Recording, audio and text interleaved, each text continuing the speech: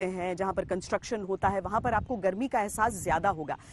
पेड़ों के पास जब आप पहुंचेंगे, एक तो छांव वहां पर रहती है और आपको थोड़ी सी ठंडक का एहसास ज्यादा होगा। ये पूरी एक वैज्ञानिक प्रक्रिया होती है। बहरहाल सिर्फ इंसानी शरीर पर इसका प्रभाव नहीं होता है, बल्कि खेती किसानी में इसका प्रभाव देखने के लिए मिलता है। इस बार गेहूं के फसल पर इसका बुरा प्रभाव पड़ा है।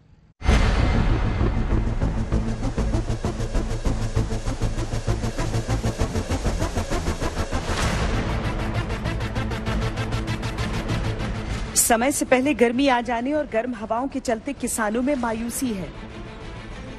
पहले गर्मी के चलते गेहूं की पैदावार पर असर हुआ, अब हीट वेव ने गर्मी में उगाई जाने वाली फसलों को भी झुलसा दिया है।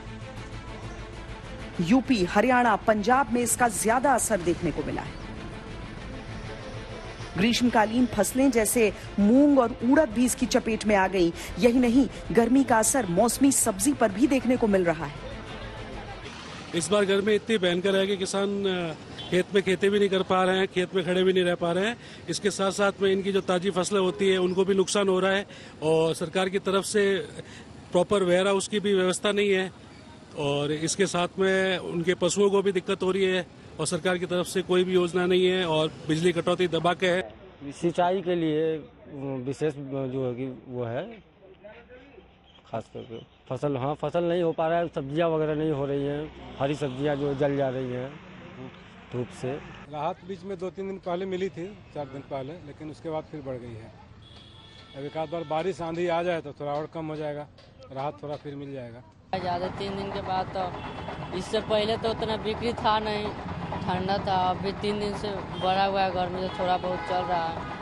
अब लोग आ रहे हैं, हाँ चल रहा है, थोड़ा बहुत पहले से अच्छा चल रहा है। कोलोराडो विश्वविद्यालय के शोधकर्ताओं ने अपने शोध में ये पाया कि आने वाले वक्त में लू की समस्या बहुत बड़ी समस्या होगी।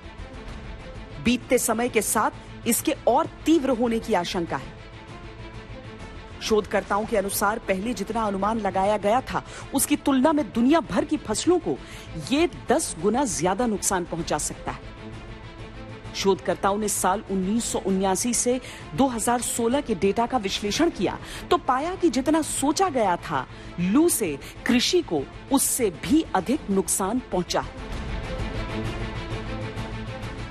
देखिए, उसको क्वांटिफाई करना तो अभी बहुत ज़्यादा संभव नहीं हुआ है, पर कुछ एरियाओं में उसको क्वांटिफाई करने की बात है। तो उसका सीधा सीधा जो असर पड़ता है कि सभी सेक्टर में पड़ता है। मान लो तापमान बढ़ रहे हैं तो तापमान बढ़ने से क्या होता है कि खेतों में या एग्रीकल्चर फील्ड में इरिगेशन का ज़रूरत होता है। तो इरिगेशन अगर नहीं हो पाता है तो जो क्रॉप्स हैं उनका जो यील्ड है उसमें कमी आ जाती है और पानी देने की जो फ्रीक्वेंसी वो बढ़ जाती है।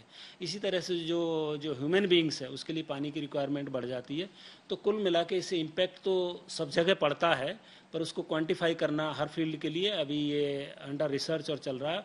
अगर एक एग्जाम्पल के लिए कहें तो अभी एक रिपोर्ट हम देख रहे थे जो एग्रीकल्चर के लिए कहें तो ये मार्च में गर्मी पड़ने से कई रिपोर्टें ऐसी आ रही हैं जैसे 5 से 6% कुल उत्पादन में इसका इम्पैक्ट पड़ा है गेहूँ के में।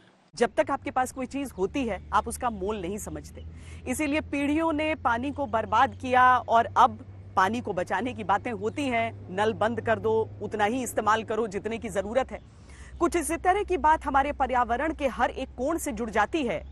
एक बात जो पीढ़ियां भूल गई थी वो ये कि पृथ्वी एक ही है, एक ही जगह है जहां हम रह सकते हैं। लेकिन देखिए पिछले कुछ सालों ने किस तरीके से उस क्रूर सच को बयां किया है। आपको दिखाते हैं तापमान ने किस तरीके से अपने संकेत दिए हैं।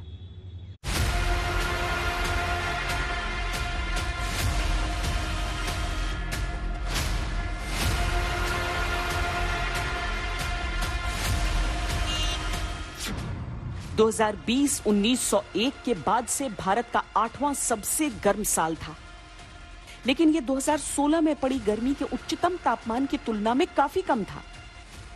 2001 से 2010 और 2011 से 2020 में 0.23 डिग्री सेल्सियस और 0.34 डिग्री सेल्सियस तापमान में बढ़ोतरी हुई।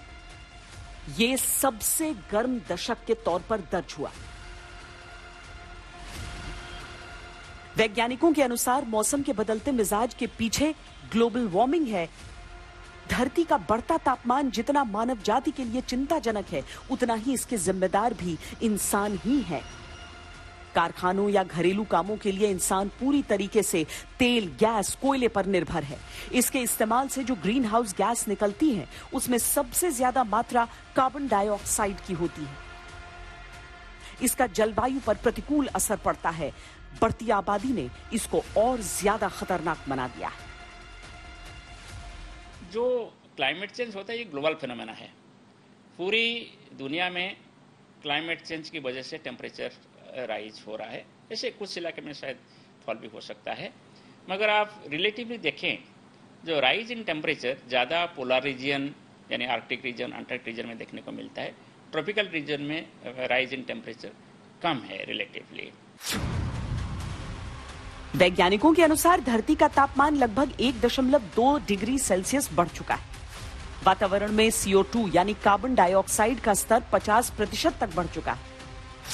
कार्बन डाइऑक्साइड उत्सर्जन के मामले में भारत तीसरे नंबर पर है। भारत कुल कार्बन डाइऑक्साइड उत्सर्जन का केवल 7.02% ही उत्सर्जन करता है। इस लिस्ट में पहले पायदान पर चीन है, जो 30.64% कार्बन डाइऑक्साइड उत्सर्जन करता है। दूसरे पायदान पर अमेरिका है, जो 13.53% कार्बन डाइऑक्साइड उत्सर्जन करता है। यानी चीन और अमेरिका के कार्बन डाइऑक्साइड उत्सर्जन को जोड़ दिया जाए तो यह 44.17% होता है। चीन और अमेरिका मिलकर दुनिया की आधी आबादी जितना कार्बन उत्सर्जन करते हैं। कार्बन डाइऑक्साइड एमिशन पर नियंत्रण नहीं किया गया तो भारत का तापमान 2 डिग्री सेल्सियस तक बढ़ जाएगा। वैज्ञानिकों का मानना है कि अगर धरती को जलवायु परिवर्तन के बुरे परिणामों से बचा के रखना है तो ग्लोबल वार्मिंग को साल 2100 तक 1.5 डिग्री से ऊपर नहीं जाने देना है।